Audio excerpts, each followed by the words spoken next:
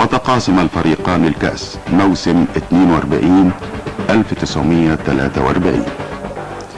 ثم يأتي الموسم التالي ومعه أكبر مفاجأة في تاريخ كرة القدم المصرية، فقد لعب الأهلي والزمالك المباراة النهائية على كأس الملك، وفاز الزمالك بالكأس. وليست تلك هي المفاجأة، إنما كانت المفاجأة هي فوز الزمالك على الأهلي ب6 أهداف للا شيء. وبعد المباراة صعد لاعبو الزمالك أو المختلط ليتسلموا من الملك كأس الملك.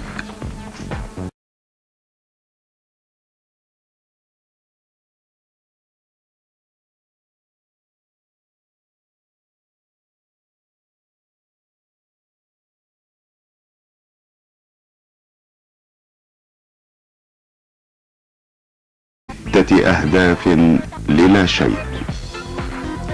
وبعد المباراة صعد لاعبو الزمالك أو المختلط ليتسلموا من الملك، وتقاسم الفريقان الكأس موسم 42-1943. ثم يأتي الموسم التالي ومعه كأس الملك.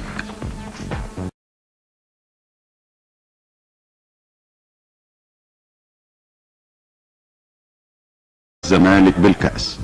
وليست تلك هي المفاجأة، إنما كانت المفاجأة هي فوز الزمالك على الأهلي أكبر مفاجأة في تاريخ كرة القدم المصرية، فقد لعب الأهلي والزمالك المباراة النهائية على كأس الملك، وفاز